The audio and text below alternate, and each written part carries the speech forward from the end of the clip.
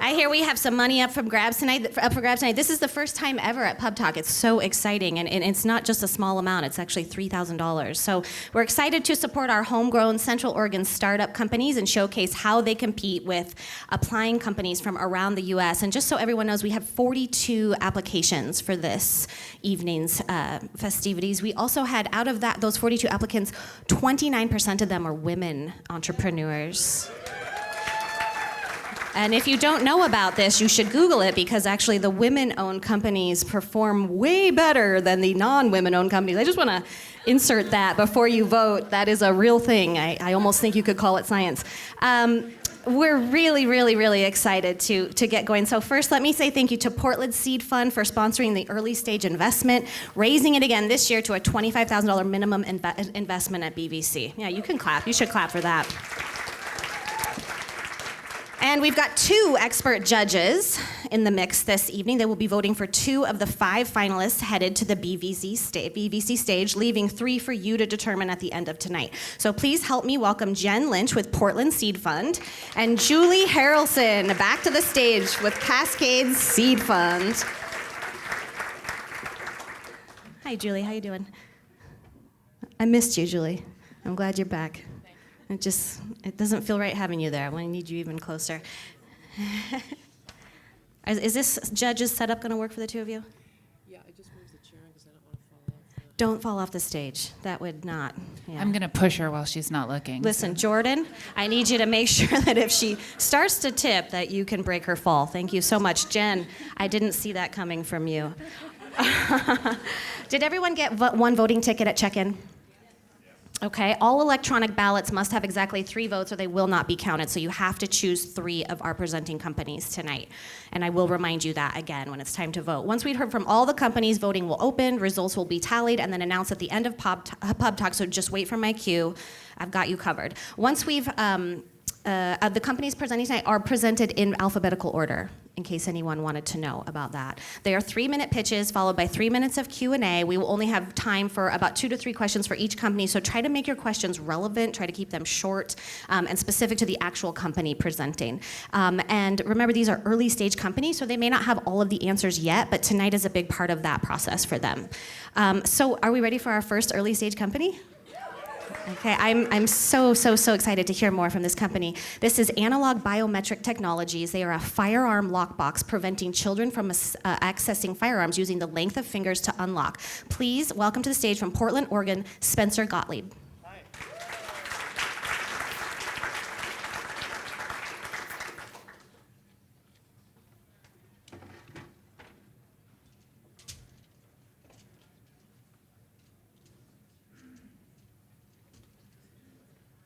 Should be good.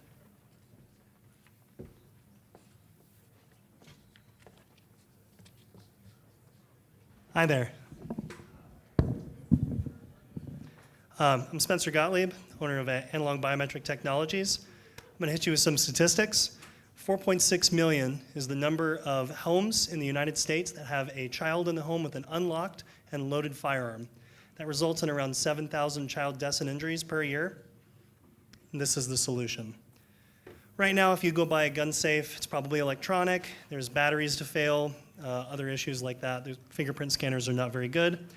This has no keys, no codes, no batteries, no power, no compromises. This is a child-proof lockbox that is certified as child-resistant packaging. We're going to take this technology and we're going to cut it down just a little bit in price after this is validated in the market. And we're going to use this technology to have child-proof shipping containers for every single one of the 20+ million firearms that are shipped every year in this country. Next year's an election year. It's going to result in around a 17+% bump in firearm sales, so somewhere around 22, 26 million. As you can see, here's my cool poster. There's 22.7 million homes in the United States that have a child and a gun together in the same home. A lot of these are locked up, but there's still too many that are unlocked. For $110 shipped, we can solve this problem.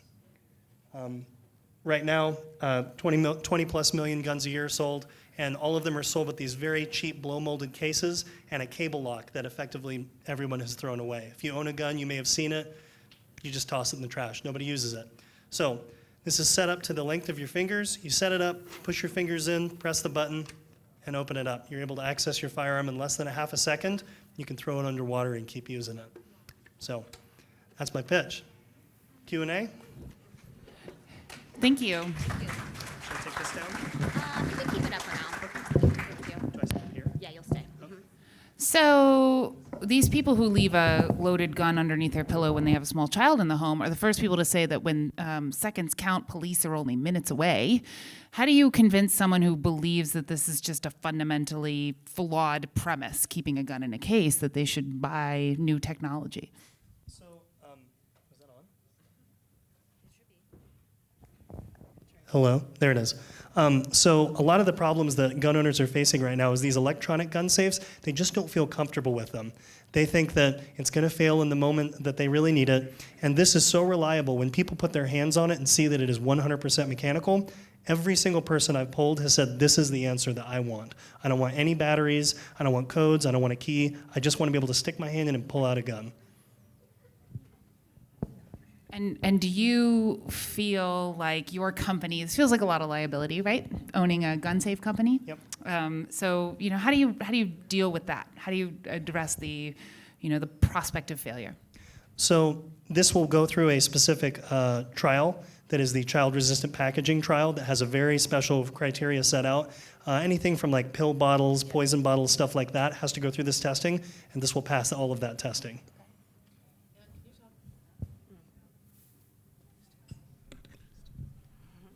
Thank you, Jen. And could you talk a little bit about the team? Have you done a startup before? So this will be my first startup. Me and my partner, Joseph Hortnagel, we've been in the firearms industry for about 7 years, give or take. I was a former product manager and product designer. The other team is basically all firearms marketing folks and people that have a lot of experience in this space. This will be our first startup, like I said, but the team is pretty much the best people we can find. And you're still in trials, is that right? Like you haven't sold any of these? These are extremely expensive to prototype, so that's the Yeah. only one. And to cut everything out of injection molds, it's going to cost about $100,000 just to cut the molds. Okay. So I you're only a have ways this away one. from production. I'm a ways away from production because I don't have any cash. Once I have cash, everything goes way faster. I have heard of this problem before. Yes. Yeah. Should we take a question from the audience? Yes. You can just shout it and I'll repeat it. Yeah. Okay, so I'm from cybersecurity world, but my question is that I'm an analyst. I'm not actually an engineer. Well, sort of, middle. But my question is that can anybody crack the code they're using, or how do you protect other people from stealing the fingerprint technology or whatever you're using, so that somebody else could come mimic what's happening from a computer? So how can you prevent people from cracking the code of this device? So this is geared specifically towards children. Of course, if you have the exact same size hands as I do, you can get right in. That's not what I'm concerned about. I'm concerned about the 7,000 child deaths and injuries per year, which is only going to go up. So there are ways to get into this. It's not a full-blown gun safe that takes 3 minutes to get into with a big code. This is meant to provide parents with super fast access to get those guns away from under the pillow and into a safe that people feel comfortable with. We want to solve 90% of the problem with $110. All right, thank you, Spencer. Shannon, we do have a question in the theater, if one that's more. okay. Yep, sure. Where's that coming from? It's coming from. It's from From the theater. above. You can. We'll take the question. So is there any IP and how much are you raising? NEIT. IP. Okay. Okay. So how do we handle the intellectual property? So there will be around 6 patents that are covering this setup. Once regulations are in place in the future, which we all kind of know that they're coming, I'm trying to get in front of those regulations and have my IP be necessary for gun companies to come to me and say, we need your technology to package our firearms to ship out. Great. Thank you. Okay. Callie, are we? Okay. We're at time. Spencer, thank you so much. I look forward to seeing how you do. Good luck.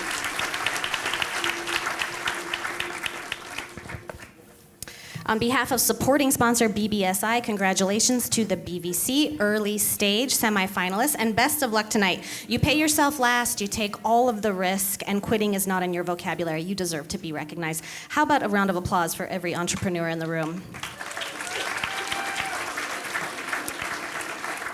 And our second early stage company is EDCO.me, a product recommendation platform that recommends products based on a unique sensory profile. From Bend, Oregon, please welcome Tim Hanai. Thank you. You got it.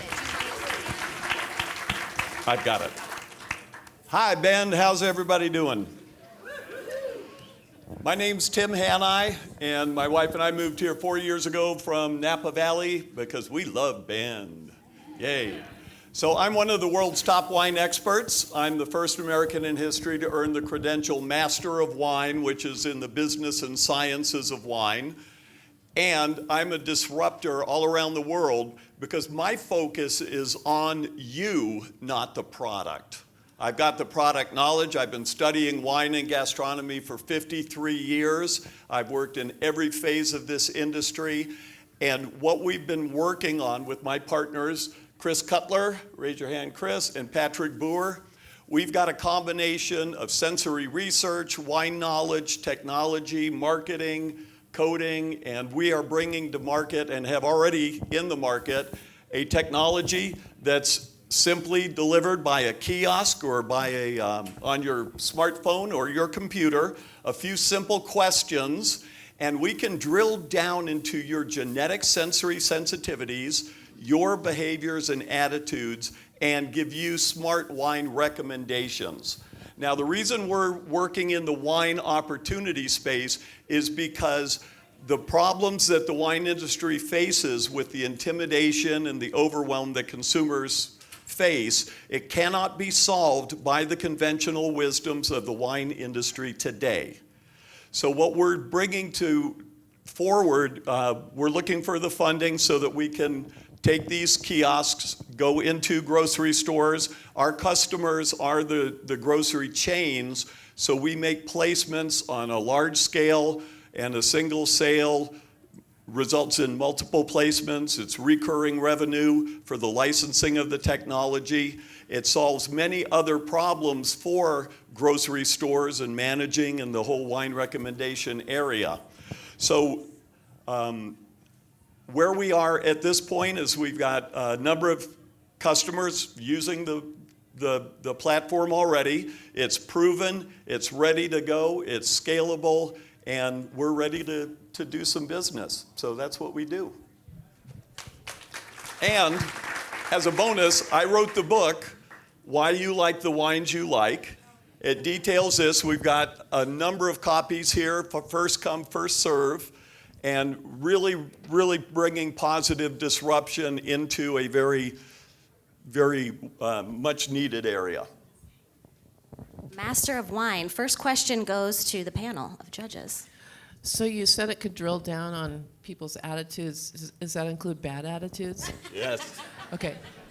But we don't share that. So,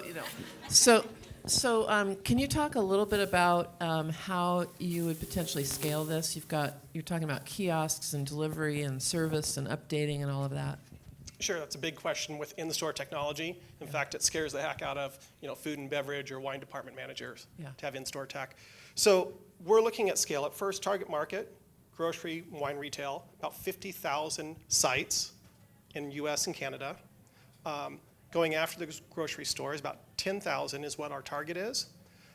With in-store tech, the intent is that the stores actually purchase the tech, we service the tech. And we have a process for hot swapping if there's any issues whatsoever. So it takes the risk out of the store. Within 24 hours, we can have a new unit into the store. So I'm so sorry that you drew me as a judge today because I actually sold a wine kiosk into grocery retail for 2 years, not that long ago, and I know exactly all the problems that you're going to face. And one of them is that your wine recommender recommends a varietal / vintage / region that doesn't exist in store, or it used to exist in store, but they're sold out today. So how do you help a store translate a recommendation into sales? Sure. So we actually don't take the entire 1,000 SKUs that are in a store and recommend from one of that 1,000 set. We'll recommend about 10 to 12 different SKUs or wines and ensure that the retailer can set those up to be either the ones that have the highest margin or at the right different price points. And for those that they're going to recommend, of course, we're going to make sure they have the right inventory so that we don't have stock out. So is that cheating? It's only going to recommend, it's not really going to recommend what Well, no, because it gets into a category, right? And a lot of wines in a category are going to be very similar. There's probably 20 different Chardonnays that have very similar profile that you'll like. Who else could you sell this thing to besides grocery stores? Sure. So right now, we're selling to online wine retailers, and we have about 6 online wine retailers that are using our product. Cool. Okay. And do we have any questions from the audience? Yes, you, sir. So what's your annual pricing on something like that for the store, and what's their return on this investment? So annual pricing for the store and their return on investment. Who wants to? So there are competitors in the space, I'm sorry, your name again? Jen. As Jen has already said, there are competitors in the space. Where we're pricing is at a $100 monthly fee as our starting point. We know that'll end up about $50 to $75 per site. And the uplift that we've seen from our competitors, we get about a 12% engagement rate and about a 20% increase in margin is what we're seeing from our competitors and their published results. And I believe we had one more question back against the wall. So actually, I worked at Open Table for almost a decade, and during that time, we did hardware and software. The combination with that is you have to install and support the hardware, as well as any internet-related issues are now your issues. So I'm wondering how you are going to address the hardware and why you decided to not just let them have their own tablet and use your software. So if you're providing hardware, how are you going to address handling any problems that arise? So the first is hot swapping, right? If there are issues, it's hot swapping it out. These are retailer owned. We're actually supplying the kiosk and the tablet to the retailer. They will purchase them. But you're right, in-store tech is really tough. And so we also are working, in fact, have already completed an app. And the idea is that consumers are using their own device. It's to get away from in-store tech and have it be consumer tech. All right, thank you so much. EDCO.me, welcome, and thanks for coming. Shannon? Yes. Yeah, is this one just not working at all? These are fine. Yeah, I know. Matt, can we get another microphone? I agree, thank you. Matt, I need my own microphone. I'm about to have my first diva moment up here, so if you could. Supported by these two, of course. Supporting sponsor Corvo is looking to expand their team here in Bend with passionate, energetic, self-driven individuals interested in manufacturing and technology. They are an established and growing manufacturing and design center specializing in bulk acoustic wave filter technology for aerospace, defense, and biotechnology markets. Check out their career opportunities at edco.com, volt.com, and corvo.com. That's QORVO.com. Our third early stage company is FleetNurse Inc. They are from Eugene, Oregon, an app-based on-demand staffing service for healthcare facility supervisors. Please welcome to the stage Israel Angeles. Hi, Israel. Hi, good evening. My name is Israel Angeles. I'm the founder of FleetNurse. We are located in Eugene, Oregon. Go Ducks. Imagine, it's 6:30 in the morning. You haven't eaten since last night, and you've taken a week off because you're about to have surgery. You're sitting in a hospital bed wearing nothing but a thin hospital gown. You're full of anxiety when an operating staff tells you that they are canceling your surgery because a nurse called in sick and they could not find a replacement. How would you feel? This happens every day in the United States. Just like everyone else, nurses and healthcare workers get sick.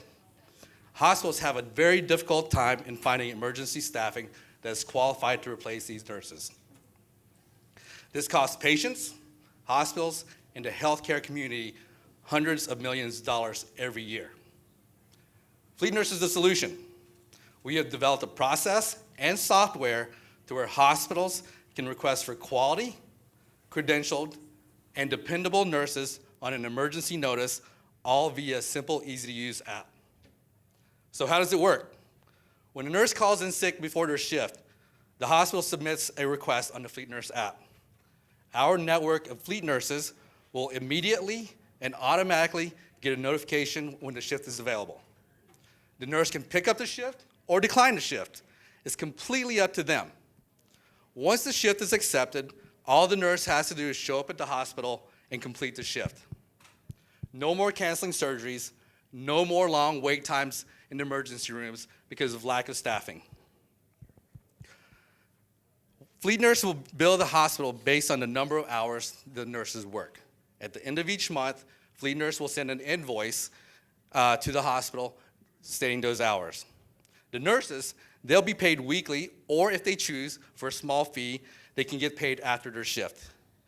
In the past 7 months, we've got over 1,600 providers that have joined our network. Fleet Nurse is now in Arizona, Oregon, Texas, and New Mexico. We have raised $615,000 and are currently raising $1 million in a Series Seed round. Apologize. Okay. This is for system enhancements and scaling operations. This is Fleet Nurse, anytime, any place. Thank you. Sorry. Oh, sorry. Oh, sorry. Hi, Israel. Okay, Judge, first question. So we have 2 to 3 questions total. First question from the judges. Who do the nurses work for? So, all the nurses are independent contractors. So they're considered 1099, and that's why they can choose to pick up a shift or not. So, as we look at the sort of the gigification of the economy, Sure. I worry, like when, a nurse has a stable job with a travel nursing contractor, or they work for a hospital, like why would they choose to become 1099? Are you going to pay them more per hour? Or like, what is the benefit of losing that stability or even a union position in exchange for being one of these people? So we don't try to, for full-time nurses and providers, we don't tell them, hey, go quit your job and be a 1099. A lot of our providers, for example, who are currently taking shifts, they all have full-time jobs. However, when they want to make extra money, it's on their schedule, not anyone else's schedule. And for them being 1099, they don't have to tell their employers, hey, I have another full-time job. They can do it on their schedule. What happened? Okay. That's question number 3. This is it? No, just, What's going on? Okay, so, sorry. What happens if there's an out call to a potential nurse and there isn't anybody in the network to take that role and they just get a blank? So, for example, we are in Oregon. It's a small market. We do have, as we're scaling, we do have people on call. However, the hospitals don't need to know that. So, in the meantime, we're guaranteeing the shifts are filled by having on-call staff. We have enough people. Literally, in the past 7 months, we've had over 1,600 providers register for this network. And all we do, all our advertising has been in social media, Facebook, Instagram. We haven't done any major marketing. Great questions. Okay, I'm going to take one question from the audience. Yes. Okay, should we skip to someone else's question? Okay. How do you vet? It's a great question. How do you vet the nurses that come into the platform? So one of the things I did before I started a company was I really researched this. I got my MBA through U of O, and one of my board members is the past president of Peace Health. We recruited one of the HR directors from one of the local facilities, healthcare facilities, to work for us. So all our standards are based on, if you're familiar with healthcare, the Joint Commission standards. They're the #1 joint commissioning standard for healthcare. All our providers have to meet the minimum standards for joint commissions. We have full-time HR staff that literally call and vet every single person we have. Great. Thank you so much. Thank you. Israel Angeles from FleetNurse Inc. That was a great question. I'm glad we went with your question. Did you know that University of Oregon Lundquist College of Business is Oregon's hub for entrepreneurship and is ranked among the top public business schools in the U.S.? The college fosters an entrepreneurial mindset that draws strength from the distinctive qualities of Oregon's culture. If you have any questions, please find Chris Otto or Pete Korstad, who are here tonight. Where are you? There they are. Okay, go Ducks. Quack, quack. Those are your guys. Those are your guys. Thank you. And go Ducks. Our fourth early stage company, Lisi Global Inc., is from Richland, Washington. Environmentally safe, patented electronics technology that eradicates soil pests and pathogens. From Richland, Washington, please welcome Jeff McComb.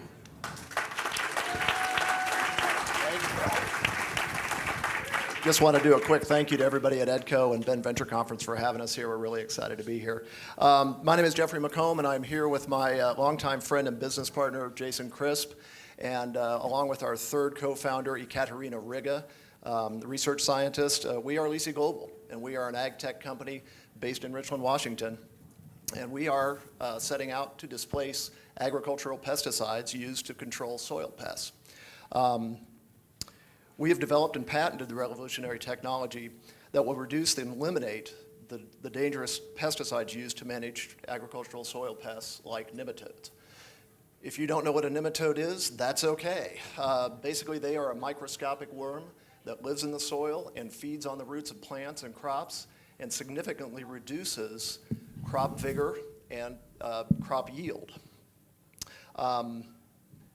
They are a $350 billion loss in crop production due to these pests.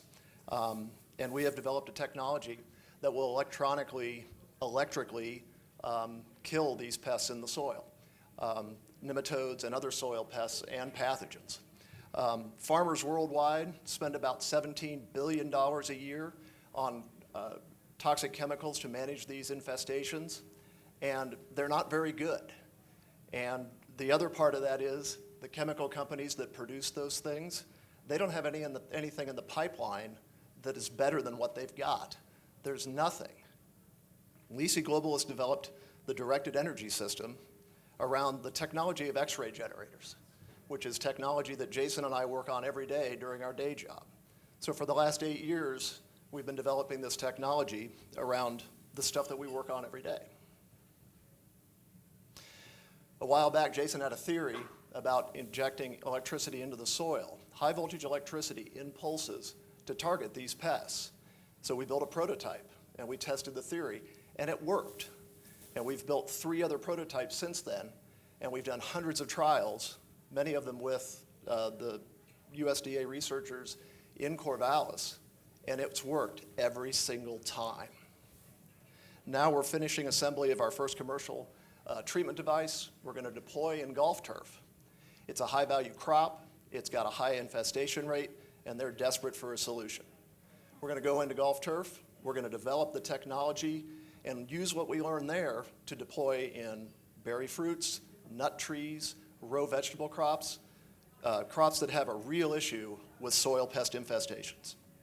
We'll deliver the treatments as a fee for service, and then we will lease the equipment to other service providers to expand in the market while we develop as an ag tech company the many benefits that we've identified with this technology that will help many other aspects of plant health and plant growth.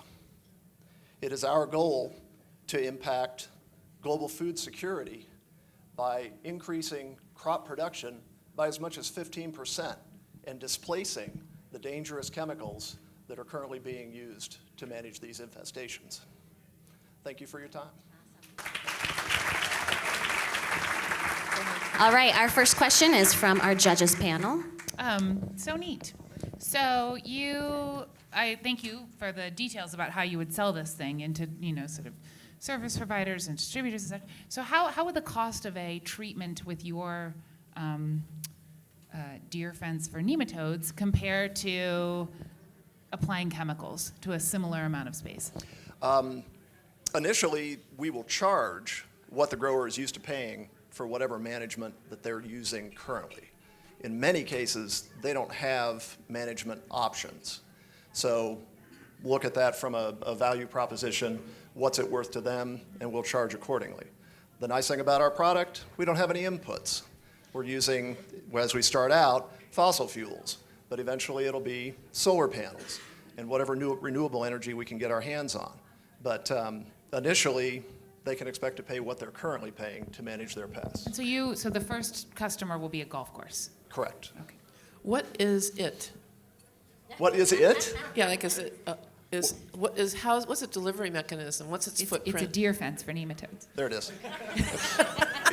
It's two electrodes What's going attached to on? a 12-volt battery. We just jam it in and turn it on. Yeah. Okay. Yeah. No. So I mean, like, so agribusiness is typically slow on the uptake with technology. So I'm just curious, like, how complex it is. so what we've done is we've adapted the DES that Jason designed to an implement that is very similar and familiar to what the grower is using already. So in the case of golf turf, we're adapting a turf aerator, something either with spikes or sometimes they use slit aeration, and we can deliver the energy into the soil and get into that root system with an existing implement or an existing practice or management method that they're already using. And we've identified a number of different methods that different growers use for different applications and different cropping systems. How long does it take to know if it worked? Right now. There's all these dead Today. nematodes littered Like, across the landscape. Yeah, no. So it's literally depends on the cropping system, obviously, but in golf turf, you can see the greening in days. So it's almost an immediate. Days is not a lot of time. Yeah, almost immediate satisfaction. So then the next business is figuring out what to do with all those dead nematodes. Do we Yes. have? Oh yes, straight in the back. I see you. What's your question? What else is it killing? What else is it killing? That is a fantastic question. We've done a lot of our design and development and a lot of the testing around making sure that we target the specific organism we're going after. A lot of strategies around that, specific neurological targets for the organism itself. The soil physics also concentrates the energy where we want it and keeps it out of harming beneficials. We've done a lot of testing around beneficial organisms and what it does to them, and we've not found any detrimental effects on any beneficials. Which also helps us a lot in comparison to the chemistry. A lot of this chemistry that goes in the ground's very broad spectrum, very non-selective, and we can bring a very focused treatment to just the pest they're looking for. So it's killing one organism that you don't want. Yeah, especially when it comes to nematodes specifically, because there's certain neurological targets we've been able to identify, little keyholes that we can come through in their physiology that leaves other things untouched. Yeah, I think that. Are there any other questions that we want to? Yes. How long does it take to treat an acre? How long does it take to treat an acre? It'll depend on the cropping system. We anticipate if we're going to start out in golf greens, we should be able to treat a green in about a half an hour. The goal is to, and especially when you get into the large area crops like wheat or corn, soybeans, that kind of thing, we need to develop that technology to get to that point. But the goal is to maintain. We know the grower can get through the field in a certain amount of time, and that's the target that we've got to shoot for, so that we can either piggyback on an existing process that they're already doing, so there isn't an additional pass through the field, or just make sure that we don't prolong, the time that field is held out of production, basically. All right. Thank you so much, Lisi. Thank you for coming. Excellent. Love that idea.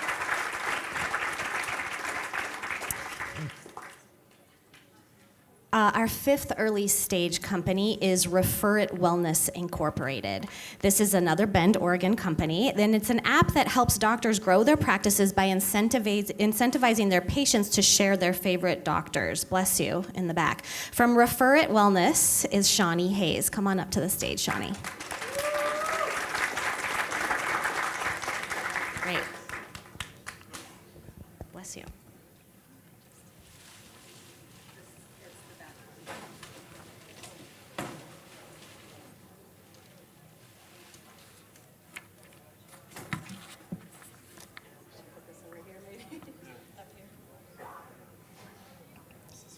That's great. I have a low center of gravity. It's fine.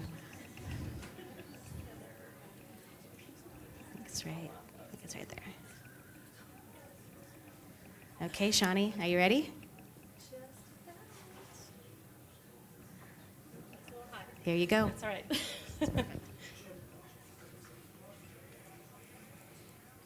All right. Hello. My name is Shawnee Hayes. I'm the founder and CEO of Referit Wellness, and I am also mom to 3 teenagers. If you guys have teenagers, you know they leave you with some things. 2 things that I don't want: worry and wrinkles. I'll keep the teens, I don't want to keep the wrinkles. So I need to find a doctor that can make me look teen-free again. But I don't want to spend a lot of time on online searches or reviews from strangers. I want a recommendation from somebody that I trust, like my friends and family.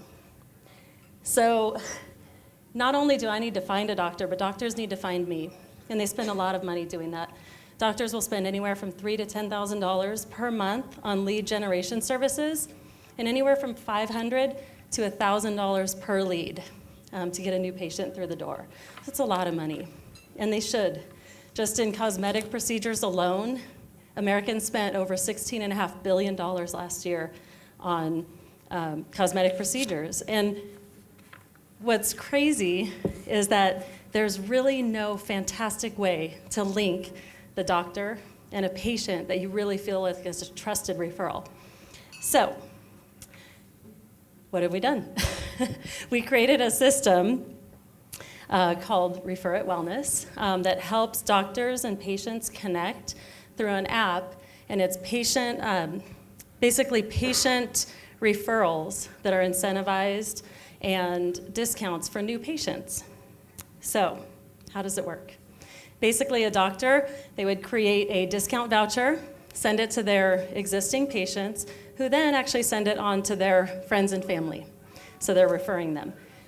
That new patient comes to the doctor's office, they present the voucher, the doctor scans it and gives them the discount. And then what happens, the patient that referred them will earn a cash thank you reward for sending a new patient to the doctor. So it's really personal, all of these referrals. So what's great about it, or what we think is great about it, is that your trusted referrals are happening in your community with your doctor, with your people.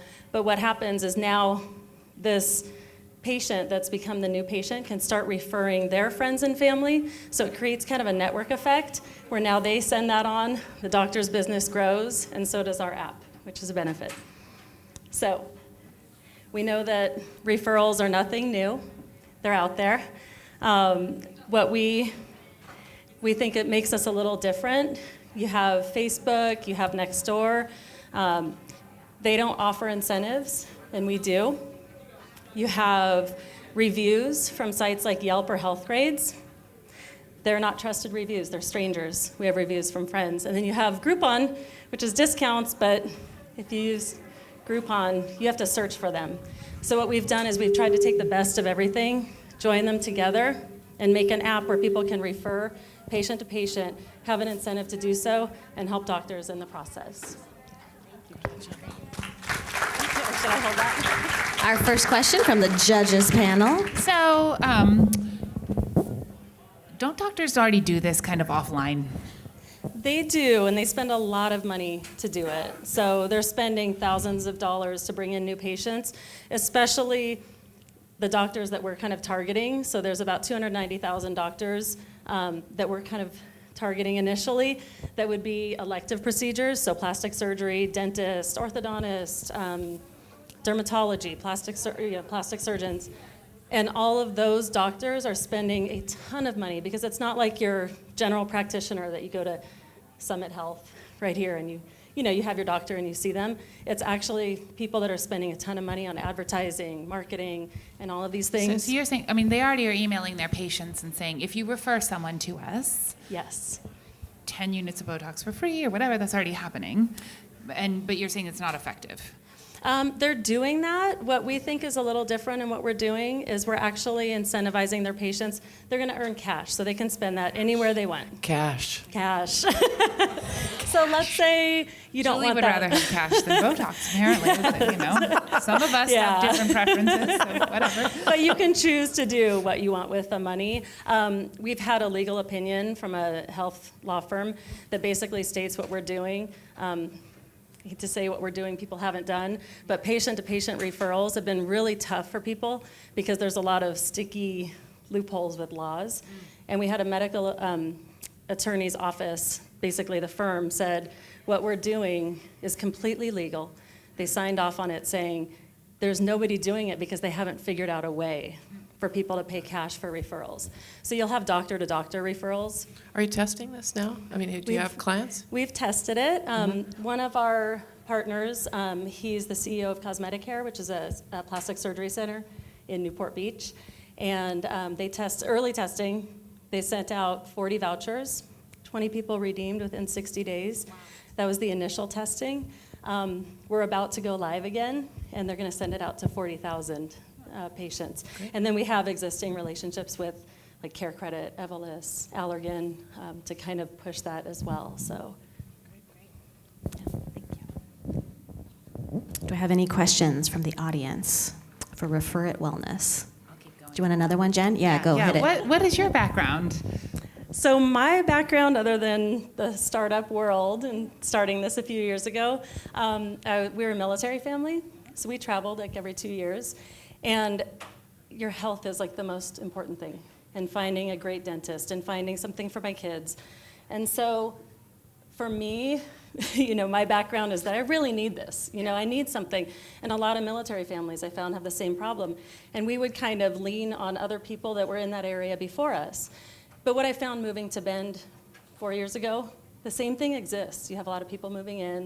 You don't know where to go. It's really important, your health, And so that's my background, learning, to build this app over the last few years. Great. That makes sense. Great.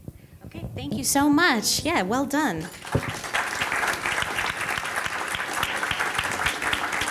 Our sixth early stage company is Shift. This is another Bend, Oregon company.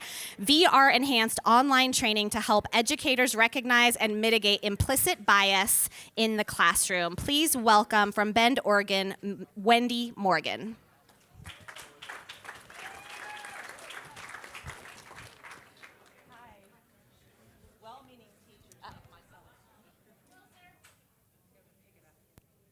Well-meaning teachers like myself.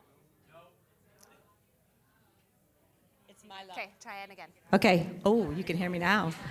Well-meaning teachers like myself are 3 times more likely to discipline students of color than their white peers for the exact same behavior, fueling the documented school-to-prison pipeline, where 80% of the American prison populations are high school dropouts.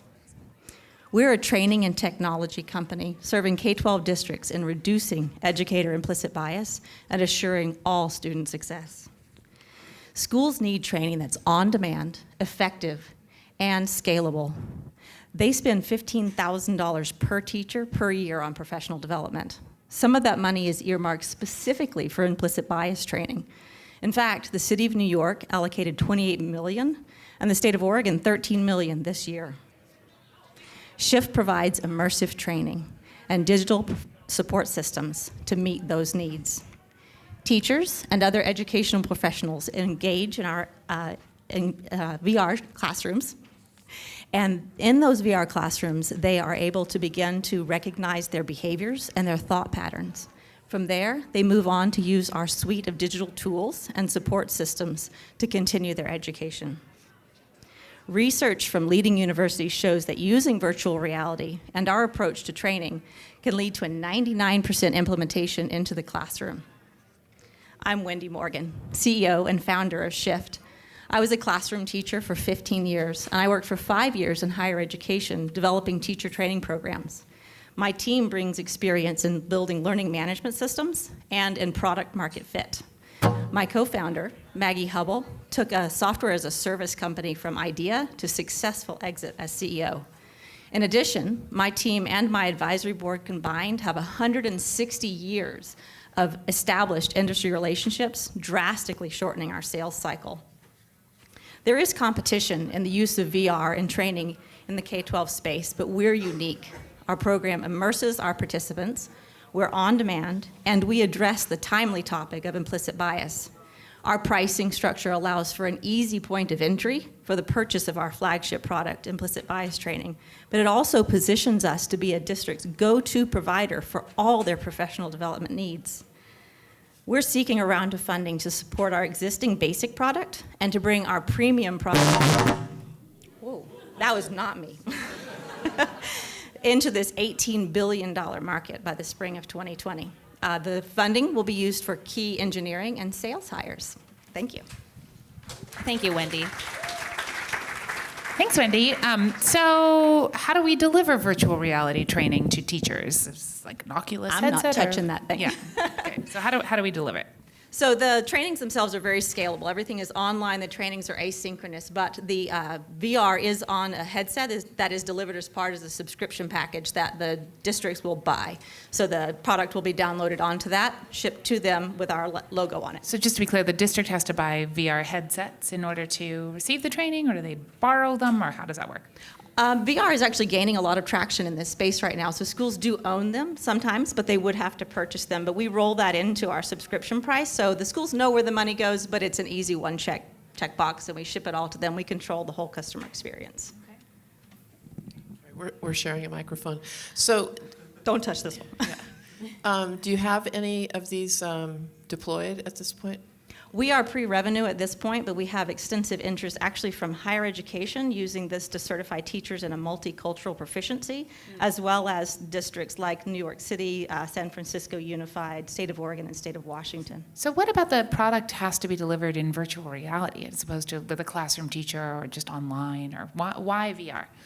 Well, that leads back to the 99% implementation. If you just take a course and then someone sits there and says, oh, you did this wrong, now go do this, and you go back into the classroom, you're going to impact the students. But if they're able to practice this in this safe environment where they don't impact students and there's no one there telling them this is what you did wrong and this is what you have to do right, they can actually internalize that and take it back to their classroom, and ideally they never impact these students negatively. And so they can practice it and learn and reflect on the choices that they made. So there are tons of companies that do training videos, all kinds of classes and so on that have the curriculum. And are they not innovating? Like, isn't that a major competitor for you? Actually, one of our biggest competitors is status quo. It is hard for teachers to break out, or for the districts to break out, but because we have the data that supports that using this approach will make a difference, and the districts want to make a difference. It's in their strategic plans. Sometimes they have a settlement. They have to show that they have moved the needle on this topic. And as we've all seen in the news, this is an important topic right now, and it needs to be addressed. And so the districts are willing to buy onto this, and we can show that it will make a difference. Thank you, Wendy. I have a question right here. So from the market research you have done, what do you anticipate the sales cycle to be into the districts and for the key salespeople or the individuals in the districts that you need to be speaking with? So based on the research that you've done, who are the key people who are going to help you with sales and getting this out to the districts? Actually, my team is going to shorten that sales cycle. The sales cycle is long, and that is something that people think about immediately in ed tech. The sales cycle is 9 to 12 months. However, we are shortening that because of the experience. In every district, it's different. Some districts you go through the HR, and some districts you go through their equity team. However, you can track the schools that have in their strategic plan to address implicit bias, and also those that have received grants to pay for implicit bias training. That's public knowledge. Great. And one question in the back, Rain.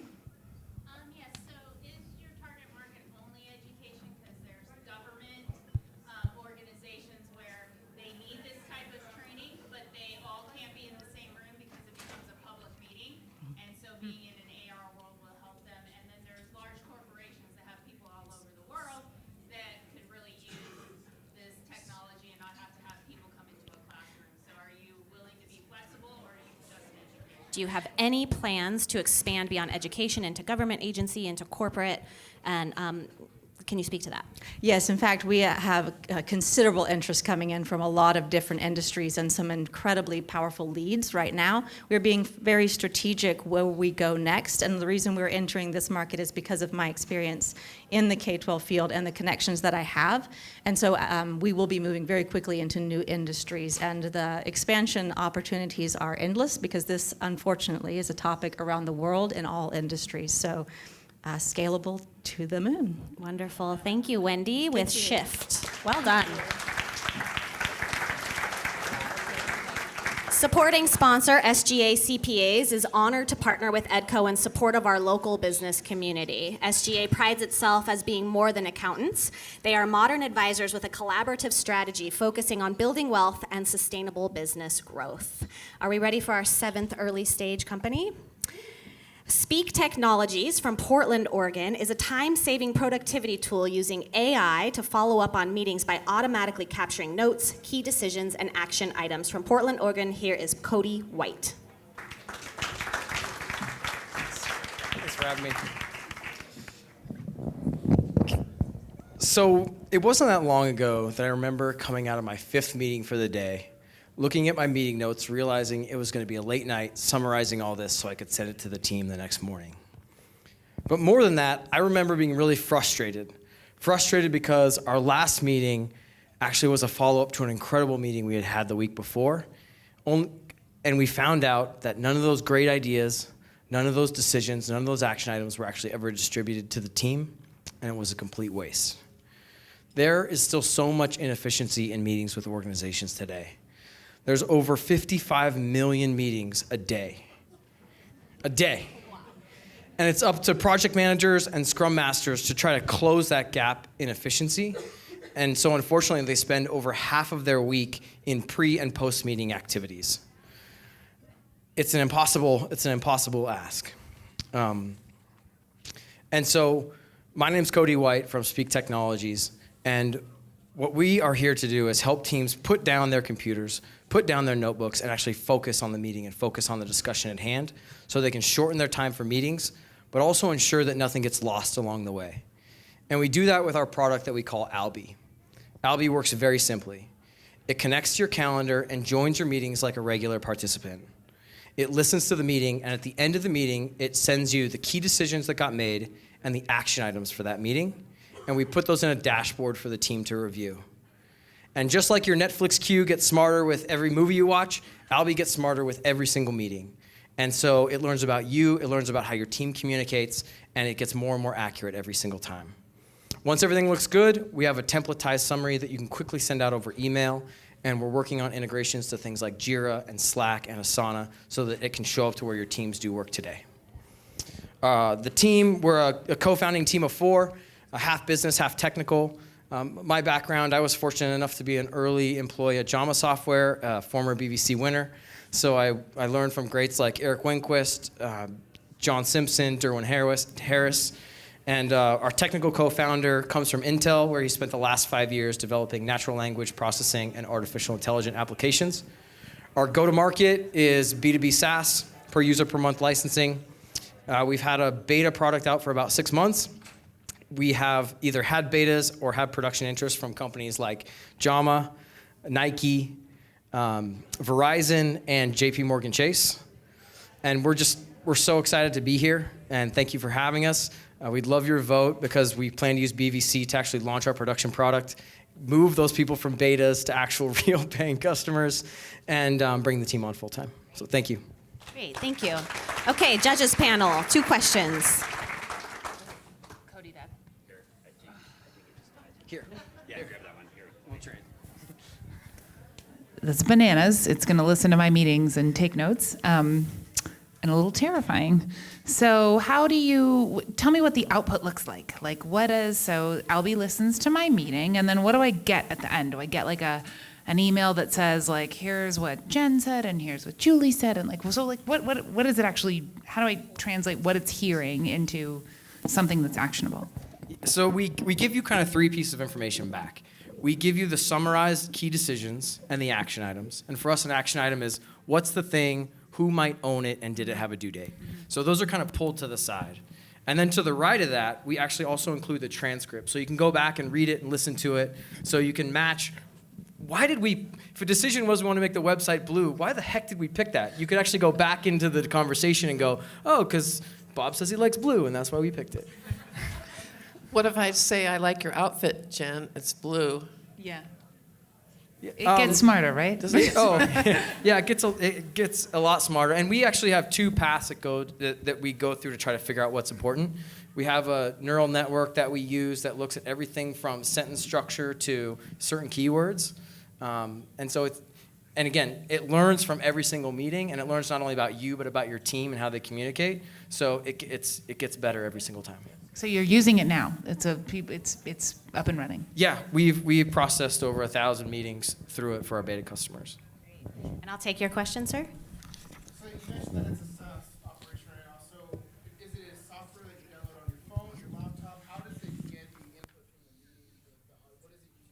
So how does the technology get the input from the meeting? So what we do today, it's just a web-based application, and you actually give it access to your calendar.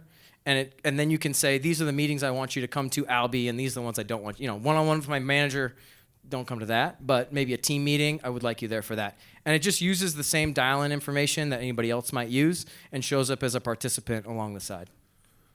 Can we take one from the theater? We sure can. Cody, this is God. No, I'm kidding. I know what it sounds like in the other room. Will you use human in the loop? Will you use human in the loop? We've done a mix to this point. Depending on the customer need, we cannot. We can choose to have a human or not have a human. Right now, there's a bar set, and so if Albie internally doesn't do a good enough job, we can say, hey, somebody should check this out before we send it to the customer and give them garbage. But if it's above that bar, we just send it to the customer without a need. So as we get better and better, we can move that bar further and further up. But depending on customers, like some have said, hey, we want to host the data, we want to have it all here, and we don't want a human looking at it. We just, for that individual organization, can move that bar all the way to the top. It just means that it's going to take a couple meetings for Albie to get really accurate. And how about you, right here in the middle? What is the price point? Right now, it's about $20 per user per month for unlimited usage. Great. And I think we can take one more question from the audience. Yes. What about follow-up?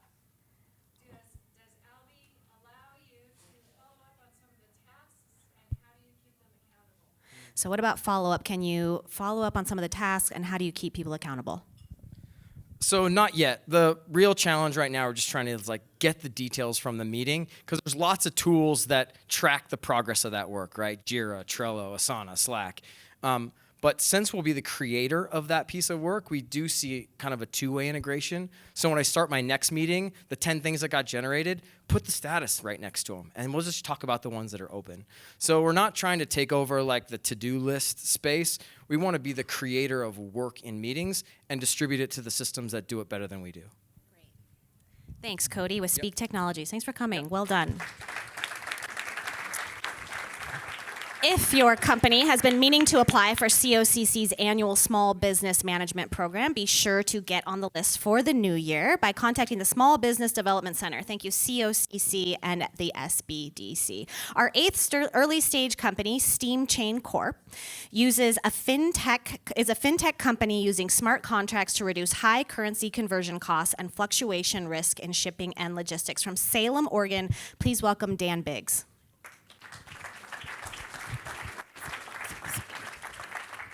Thank you. Hello, everybody. And also I have with us Scott Brown, our COO. As was mentioned, we're a fintech company, and what we're doing is simplifying B2B payments in the multi-trillion-dollar shipping and logistics industry. Now, our solution will reduce the high currency conversion cost rates up to 80%. We also mitigate currency fluctuation risk. We also help with the simplification of document flow, and most importantly, we can make a dramatic input or a dramatic impact on our client's bottom line. So here's the problem.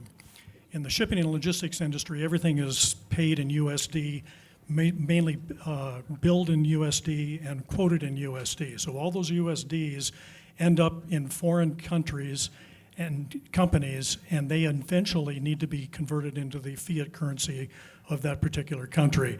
And the conversion rates are 5.5% or more. In addition, the problem in the industry is they work on razor-thin margins. You take a look at NYK, for example. They're a carrier out of Japan. Last year, they had $17 billion in revenue. Guess what they put to the bottom line? $101 million. They also had currency fluctuation losses of $100 million, just about what their profit was. So if they'd used our solution, we could have doubled their bottom line. Our solution is really quite simple. We provide a platform that enables smart contracts to be created by our clients. It has a programmable payment system, and we can do this for about 1.5% fee, as opposed to the 5.5% or more fees that are being currently paid. And so we do it smarter, faster, better, and cheaper than financial institutions. And I want to bring Scott up to tell you about what's happened with the development of our company.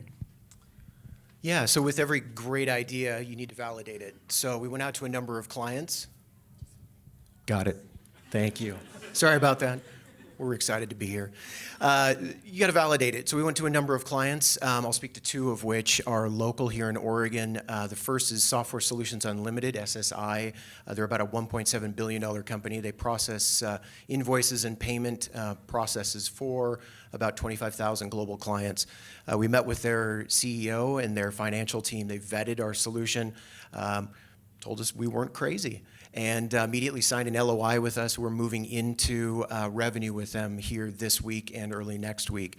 We also have their CEO, who's a professor at PSU of financial processes, if you will, and on our advisory board. We then went to OIA, Oregon International Air Freight here in Oregon.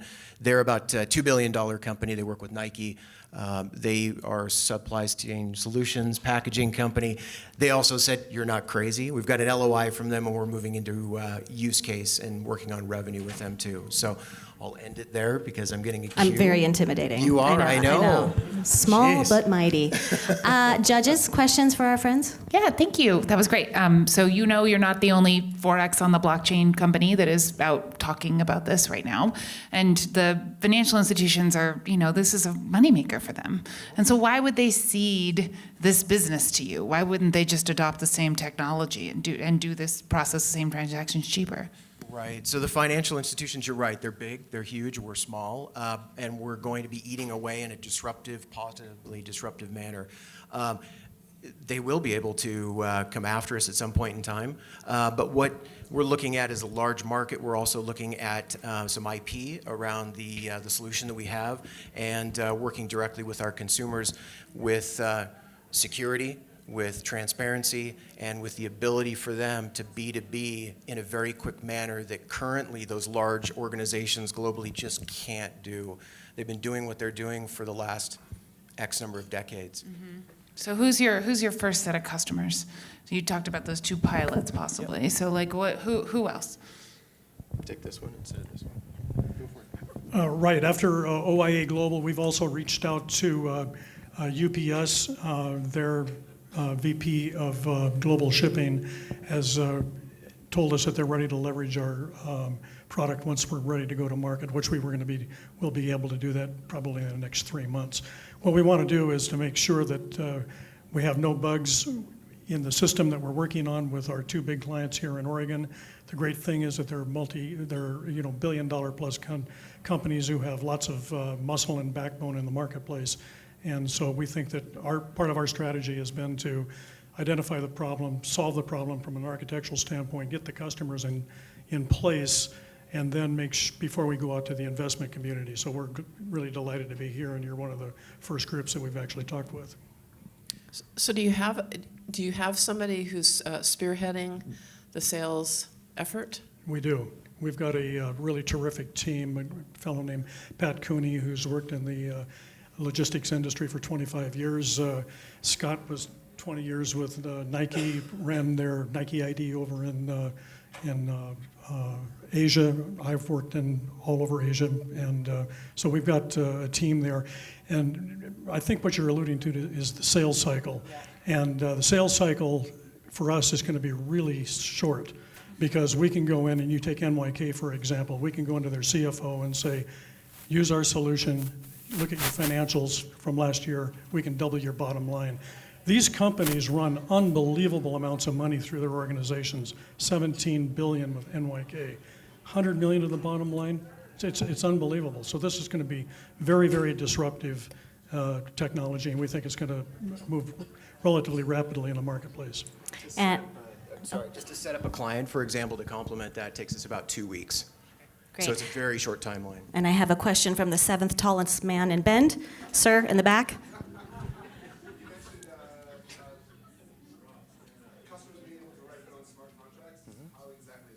So customers being able to write their own smart contracts, how is that happening?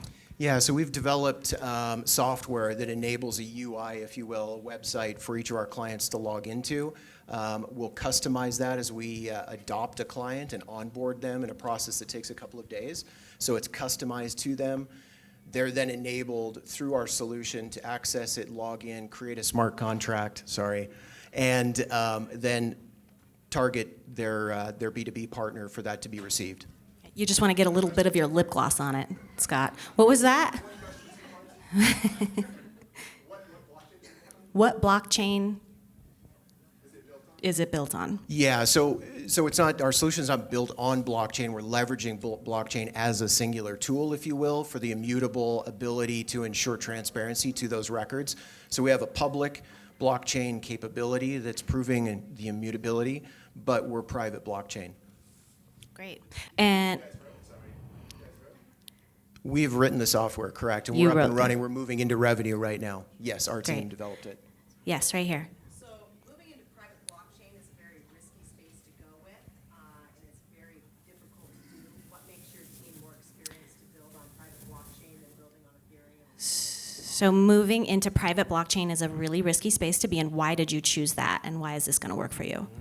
So again, what we're using blockchain for is, again, the traction behind the smart contracts. We're not developing in blockchain.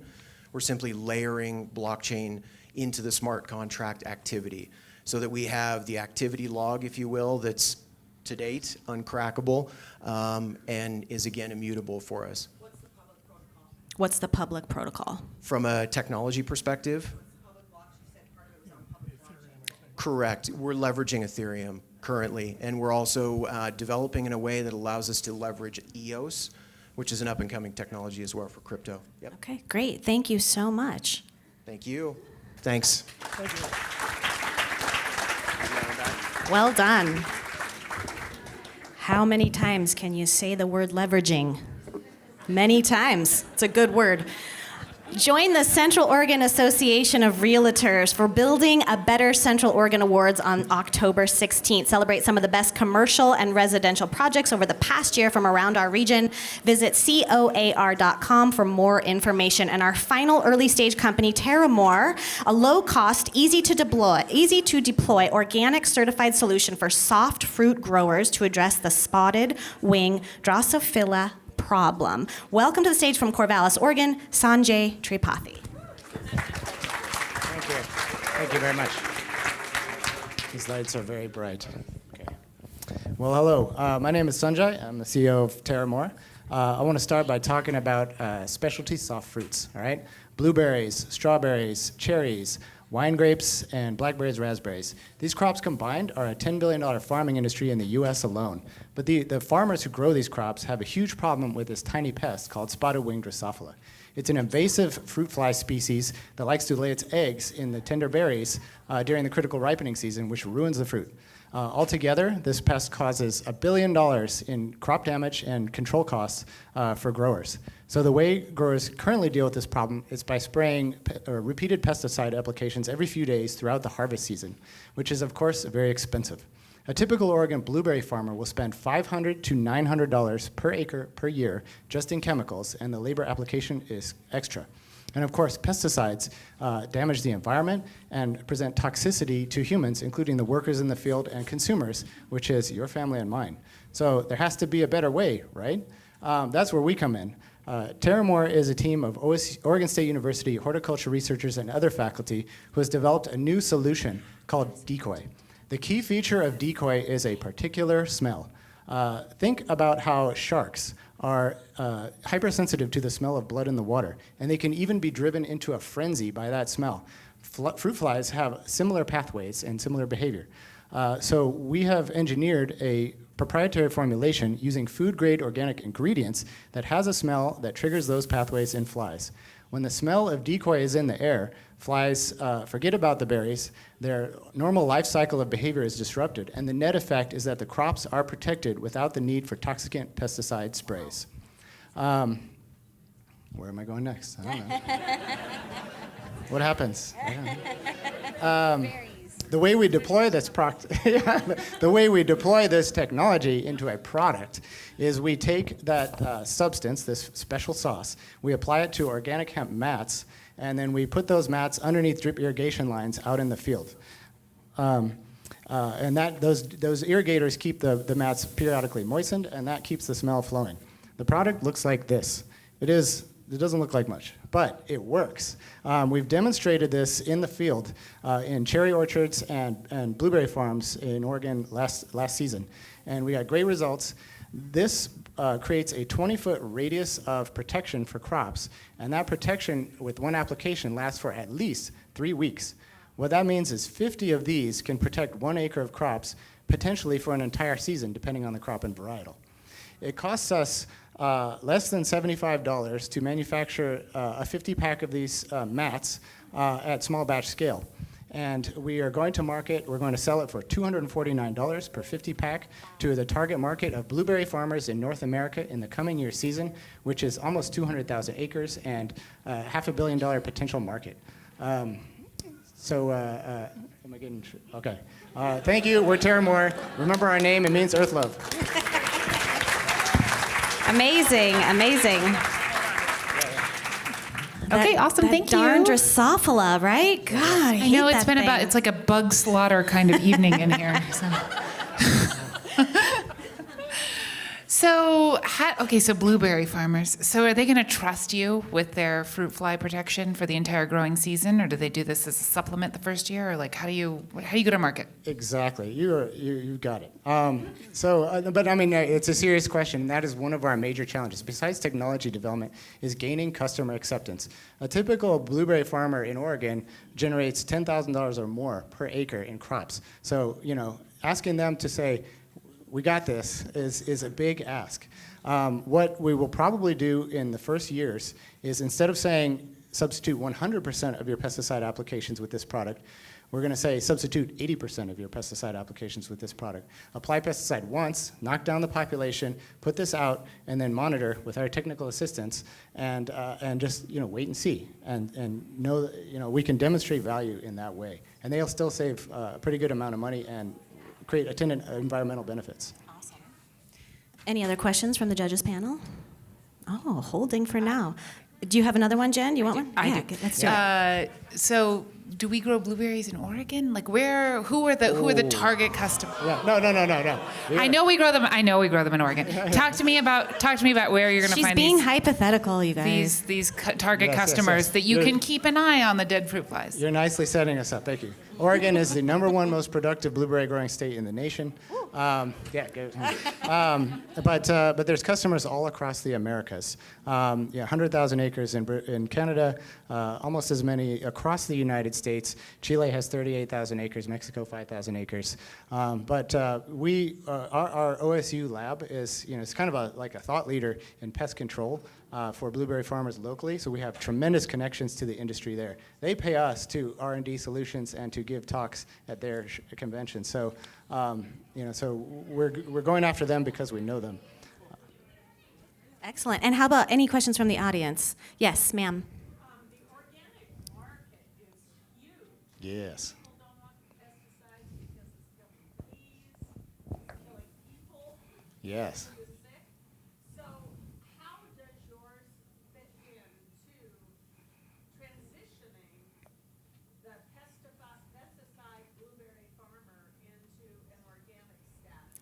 How can you help these blueberry farmers transition from being non-organic to being organic? I promise I don't know this woman. But this is a perfect question because that's what I did not get to in my pitch. We are about to get organic listing. This stuff is made of food-grade ingredients. This is an organic hemp biodegradable pad. The whole thing you just put out there and you leave out there for the season. We're about to get organic listing, and so organic farmers can use this, and they definitely need it the most. There's one pesticide on the market that is organic certified. It's not so effective, and it has all sorts of problems. I bet it does. All right, yes. We talked about technical assistance as you launch. So can you expand a little bit on technical assistance and how big your team actually has to be to provide? So can you expand on what technical assistance means for your company and how your company will provide that? This is a large opportunity of people to serve. So Yeah. And at first, it means pretty heavy support, and that's true with a lot of products. I mean, you do a lot of hand-holding in the early stages of launch, and we're the same. So our team is 5 people right now. I'm the business person, and the rest are scientists and horticulturists. So they are experts in pest control generally. You know, they're consultants. So they are very capable of providing that support. What it means is working with the growers to make sure they know how to implement it, make sure they know what the values are, make sure they keep their irrigators on and don't turn them off, and then doing some monitoring on the back end so we can provide them quality assurance that the product is working. excellent. And any other questions from the audience? Yes, in the back.